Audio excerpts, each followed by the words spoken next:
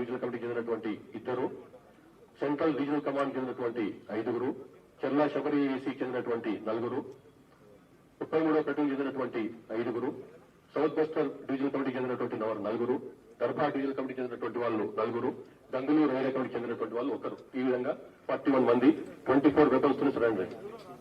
ఇందులో ఈ స్వాధీనం చేసినటువంటి ఈ 24 వెపన్స్ లో 42 మ్యాగజైన్స్, వెపన్స్ సంబంధించినటువంటి మ్యాగజైన్స్ ఉన్నాయి. అట్లాగే 733 రౌండ్స్ అమ్యునిషన్ ఉంది, ప్లస్ 8 గ్రెనేడ్ లాంచర్ షెల్స్ ఉన్నాయన్నమాట. వీళ్ళు చెప్పిన ప్రకారం ఇంతకుముందు చెప్పినారు. 1, గౌరవ ముఖ్యమంత్రి గారు ఇచ్చినటువంటి పిలుపుని అందుకొని వీళ్ళు బయటకు వచ్చినారు. అట్లాగే ఇంకోటి వీళ్ళు చెప్పినటువంటి ముఖ్యమైన విషయం ఏంటంటే, పార్టీ సిపిఐ మావోయిస్టు పార్టీ కాడర్ల యొక్క ఇష్టానిష్టాలకు సంబంధం లేకుండా వారికి ఏమాత్రం కూడా పరిచయం లేని ప్రాంతాలకు పంపిస్తున్నది కాడర్స్ ని. ఎందుకంటే అక్కడ 31 మార్చ్ 2026 లోపల వారి యొక్క శక్తులను కాపాడుకోవడానికని చెప్పి కొత్త ప్రాంతాలకు పంపిస్తున్నారు. వాళ్ళు చెప్పేది ఏమిటంటే, లీడర్షిప్ వీళ్ళకి చెప్తున్నది ఏంటంటే, ఆ మిగిలిపోయిన లీడర్షిప్ ఏదైతే ఉందో, సరెండర్ అయిన తర్వాత మిగిలిపోయిన వాళ్ళు ఉన్నారో లీడర్షిప్, వాళ్ళు ఏం చెప్తున్నారంటే 31 మార్చ్ 2026 తర్వాత మళ్ళీ పోలీస్ పరమైనటువంటి సురక్ష సెక్యూరిటీ ఫోర్సెస్ యొక్క ఆపరేషన్స్ తగ్గిపోతాయి. అప్పుడు మళ్ళీ మనం మన ఏరియాకి రావచ్చు మీరు, కాబట్టి కొన్నాళ్ల పాటు మిమ్మల్ని కాపాడుకుంటూ అక్కడ ఉండండి అని చెప్పి కొత్త ప్రాంతాలకు పంపిస్తున్నారు. అయితే వీరికి సంబంధం లేని ప్రాంతం అది. వాళ్ళకి జియోగ్రఫికల్ కండిషన్స్ ఏమాత్రం తెలియదు, టోపోగ్రఫీ తెలియదు, ప్రజలతో సంబంధాలు లేవు.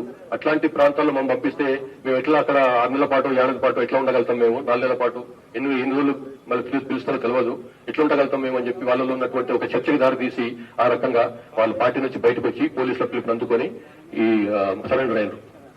ఇంతేకాకుండా వాళ్లకు ఇంతకుముందు చెప్పినట్టుగా సెక్యూరిటీ ఫోర్సెస్ నుంచి బాగా బలంగా ఒత్తిడి ఉంది. అట్లానే నిత్యావసర వస్తువులు సంపాదించడంలో కూడా వాళ్ళకి చాలా కష్టాలు ఎదురవుతున్నాయి. అటవీ ప్రాంతంలో తిరిగే పరిస్థితి లేకుండా ఉంది. ఛత్తీస్గఢ్ లో ముఖ్యంగా అక్కడ పోలీసుల ఆపరేషన్స్ చాలా పెద్ద ఎత్తున జరుగుతున్నాయి. కాబట్టి అది కూడా కారణం బయటకు రావడానికి. తర్వాత సరే కొన్ని చెప్తున్న దానికి చేస్తున్న దానికి కూడా కొంత తేడా ఉంది. మాకు నాయకత్వం మాకు వద్దని చెప్పి నాయకత్వమే పోయి సరెండర్ అవుతున్నది. అటువంటిప్పుడు మేము ఎందుకు ఉండాలి ఇందులో అన్నది ఒక ఆలోచన వాళ్లకు. ఇవన్నీ కారణాల వల్ల వీళ్ళు బయటకు వచ్చి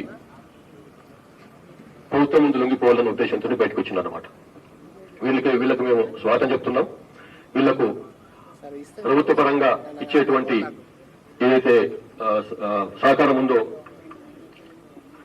మనం తెలంగాణ ప్రభుత్వం నిర్ణయించిన దాని ప్రకారం డిస్ట్రిక్ట్ కమిటీ / డివిజనల్ కమిటీ మెంబర్లకు 5 లక్షల రూపాయలు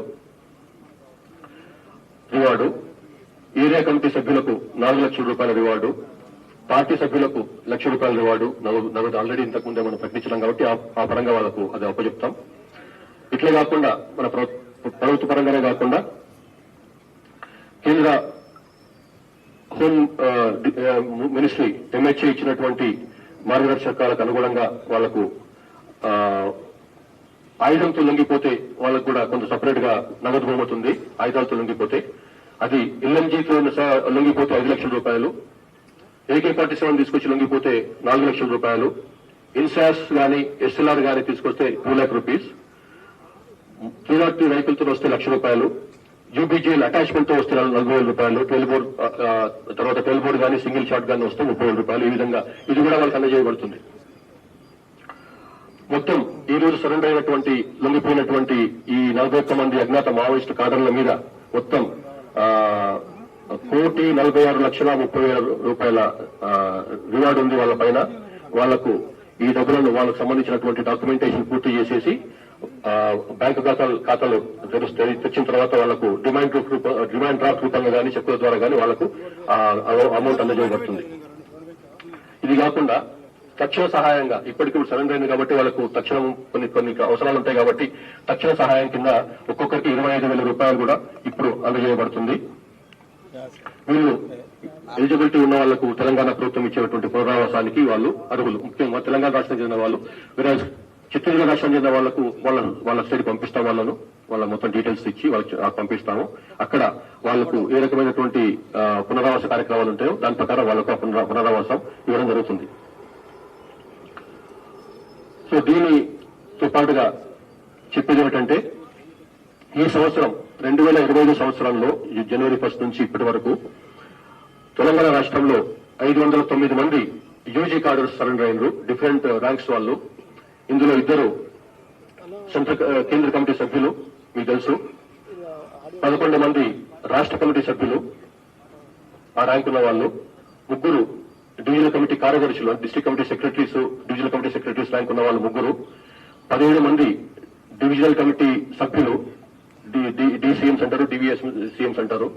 అట్లాగే 57 మంది ఏరియా కమిటీ సభ్యులు, వీళ్ళు ప్లస్ మిగతా పార్టీ మెంబర్లు మొత్తం కలిస్తే 509 మంది సాయుధ పోరాట మార్గాన్ని విడిచేసి తమ కుటుంబాలతో శాంతియుతంగా జీవనం గడపాలన్న ఉద్దేశంతో బయటకు వచ్చి తెలంగాణ పోలీసుల ముందు సరెండర్ అయినారు.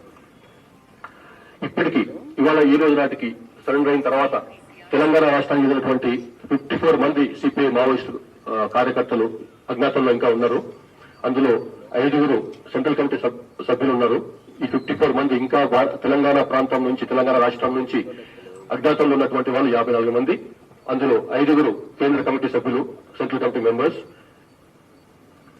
కనీసం 8 మంది స్టేట్ కమిటీ మెంబర్లుగా ఉన్నారు. కొంతమందికి ర్యాంకు పెరుగుండొచ్చు, కొంతమంది అంటే డివిజనల్ కమిటీ మెంబర్లుగానో డీసీఎస్ గా ఉన్న వాళ్ళ ర్యాంకులు పెరుగుండొచ్చు. బట్ మనకున్న సమాచారం ప్రకారం అయితే ఇంత 8 మంది స్టేట్ కమిటీ ర్యాంక్ వాళ్ళు, 13 మంది divisional committee secretary divisional committee మెంబర్లుగా ఉన్న వాళ్ళు 13 మంది ఉన్నారు. 16 మంది ఏసీఎస్ గా ఉన్నారు. 12 మంది పార్టీ మెంబర్లుగా ఉన్నారు. అంటే 54 మందిలో 42 మంది నాయకత్వ పొజిషన్ లో ఉన్నారు, 12 మంది మాత్రం కింది స్థాయిలో ఉన్నారన్నమాట. సో వీళ్ళందరూ కూడా ఇందులో 2 మాత్రము ఇద్దరు రాష్ట్ర కమిటీ సభ్యులు, 4 ఏరియా కమిటీ సభ్యులు, అంటే మొత్తం 6 మాత్రమే తెలంగాణలో పనిచేస్తున్నారు. మిగతా 48 మంది ఛత్తీస్గఢ్ సహా ఇతర రాష్ట్రాల్లో పనిచేస్తున్నారు. అంటే ఛత్తీస్గఢ్ కానీ, ఒడిశా కానీ, మహారాష్ట్ర కానీ, మధ్యప్రదేశ్ కానీ, జార్ఖండ్ కానీ. సో ఈ 54 మందిలో తెలంగాణ రాష్ట్రానికి చెందినటువంటి కమిటీల్లో పనిచేస్తున్న వాళ్ళు 6 మాత్రమే, మిగతా 48 మంది మిగతా రాష్ట్రాల్లో పనిచేస్తున్నారు. మొత్తం ఇప్పుడు కేంద్ర కమిటీలో ఉన్న వాళ్ళు మొత్తం 7 ఇవాళకి మిగిలిన వాళ్ళు. ఆ 7లో 5 తెలంగాణ వాళ్ళు, 2 మాత్రం వేరే రాష్ట్రం చెందిన వాళ్ళు. ఒక జార్ఖండ్ అండ్ ఇంకొక ఆయన బీహార్ చెందినటువంటి ఆయన. ఇది ఇవాళ ఈ ప్రెస్ కాన్ఫరెన్స్ యొక్క ముఖ్య ఉద్దేశం. So thank you very much.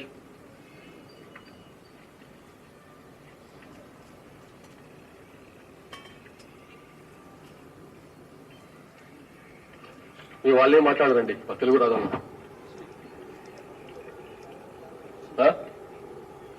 లెక్క పెట్టాలి ఇప్పుడు 1 2 3 4 5 6.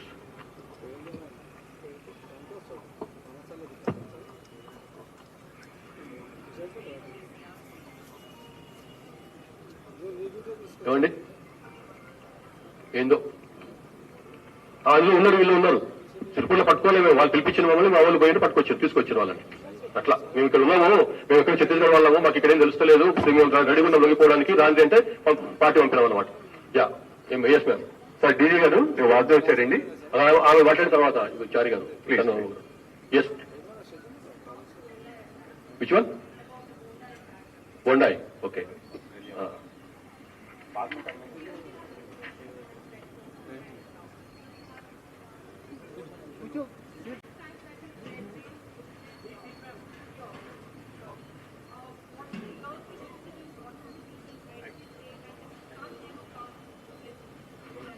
Yeah, you see, this press conference is only for surrender of these CPI Maoists.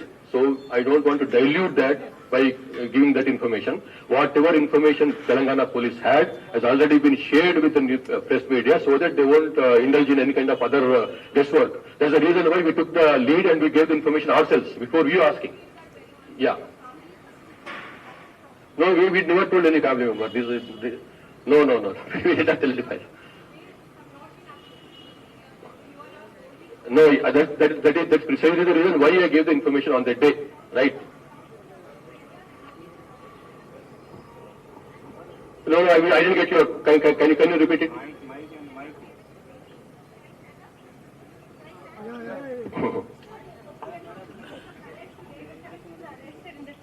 Where? In Australia also.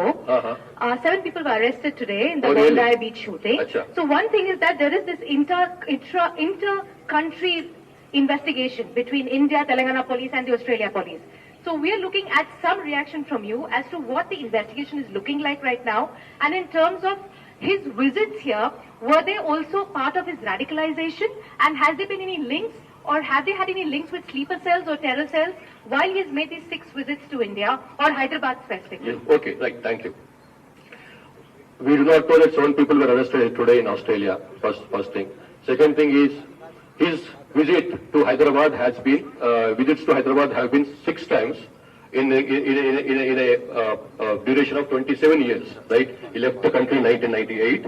The information which we gathered when we came to know that he was carrying a Indian passport, and his address on the Indian passport was found to be in Hyderabad. So then we immediately sprung into the action, and we verified. I don't say investigation; it's very easy to find out from the passport.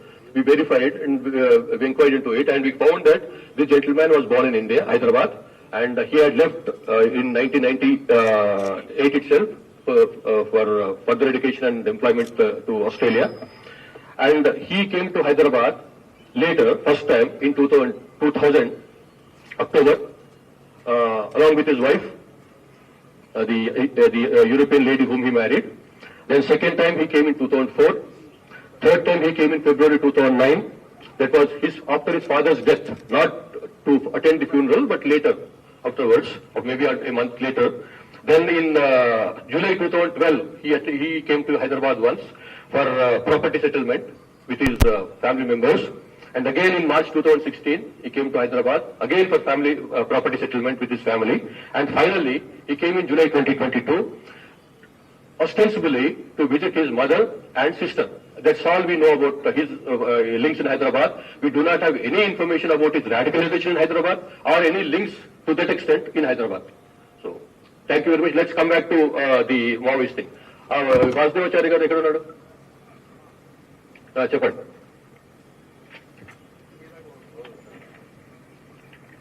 Sir thank you sir ఇటీవలే మధ్యప్రదేశ్ ముఖ్యమంత్రి మోహన్ యాదవ్ గారు ఒక ప్రకటన చేశారు sir, Maoist విముక్త రాజ్యాంగం ఏర్పడిపోయినామని.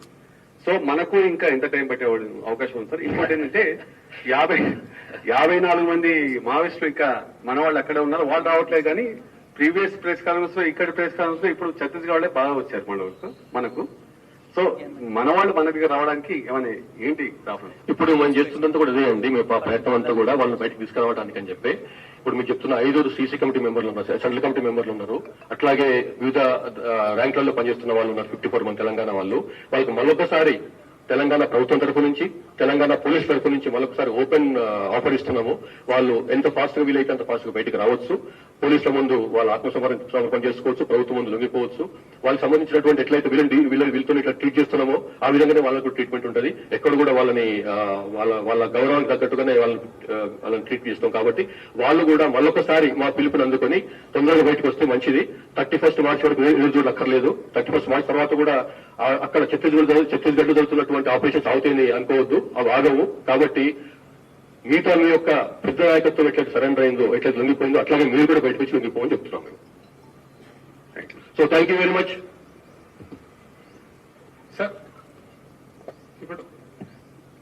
Sir ఇప్పుడు weapons seize చేసిన వెపన్స్ అన్ని పోలీసుల మీద అటాక్ చేసినప్పుడు తీసుకున్న వెపన్సా, ఇంకా వేరే ఎక్కడి నుంచి ప్రొక్యూర్ చేసా? మీ ప్రిలిమినరీ ఎంక్వైరీలో ఏం తెలియదు.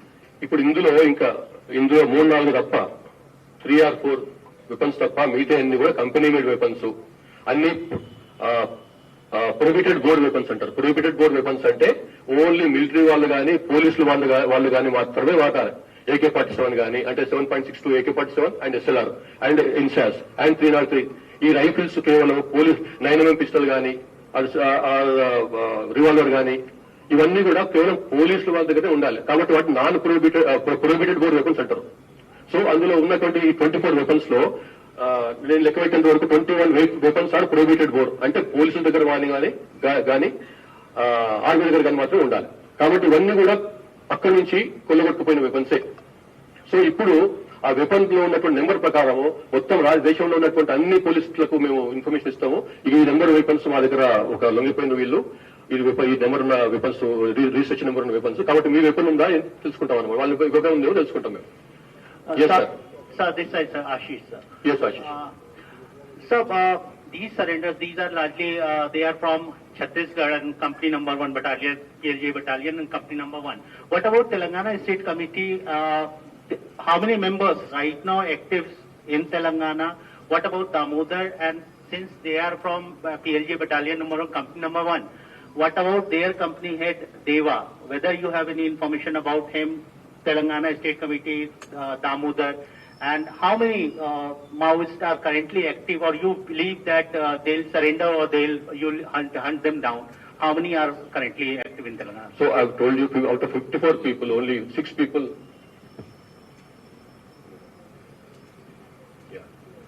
Yeah. So out of 54 cadres still alive, active in Telangana, I mean from Telangana, 6 are working in Telangana committees. The Telangana committee otherwise comprises 36 people, right? 36 people. Of them, 6 are from Telangana, rest are from outside. So they are not, the information which we are getting, the intelligence inputs which we are getting, that they are not moving together. They are separated, they have been divided between in 10 people, 12 people in that strength. So they are moving in different, they're taking shelter in different areas. That's how we could get these people, and we'll also get other people. That's why Damodar also, as you pointed out, again is an open appeal to him. We know that his family members and friends are trying to get him out. So we give him open, safe passage. He should also come out and surrender.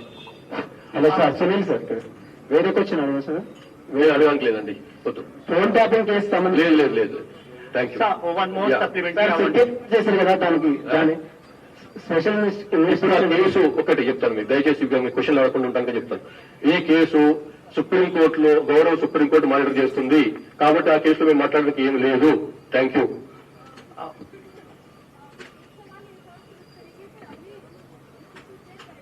थोड़ा थोड़ा आ रहा आवाज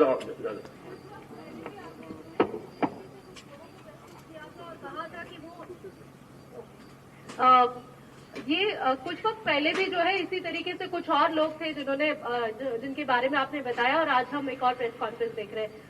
जैसे कि सब लोग पूछ रहे हैं कि तेलंगाना में कितने हैं, लेकिन तेलंगाना स्टेट की अगर हम बात करते हैं या फिर यहाँ के जो लोग हैं, स्टेट फ्री, माओइस्ट फ्री जो स्टेटमेंट आता है, उसमें कितना और वक्त लग सकता है? खासकर अमित शाह जी जब कह रहे हैं कि मार्च तक का डेडलाइन है, तो उस पर किस तरीके से काम किया जा रहा है? जो MHA से जो डेडलाइन आया है, तेलंगाना भी part of MHA only, Telangana is part of India only, so we can't have a different deadline. Yeah that's what I am saying, we can't have a different deadline. Yes sir. Sir this is Ravikumar sir, Namaste Telangana. Sir sorry for deviation. కోదాడలో ఒక దళిత యువకుడి lockup death గురించి వాళ్ళ తల్లి గారు మీకు ఫిర్యాదు చేశారు, దాని గురించి ఏమైనా చర్యలు? దానిపైన ఎంక్వైరీ నడుస్తుందండి, బాగా చాలా సీరియస్ ఎంక్వైరీ నడుస్తుంది. తప్పకుండా వాళ్ళపైన యాక్షన్ తీసుకుంటాం. Thank you sir. Okay, thank you very much.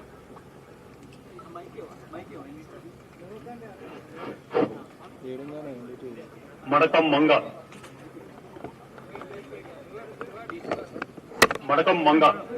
రండి, ఇక్కడ రావాలి. మడకం మంగ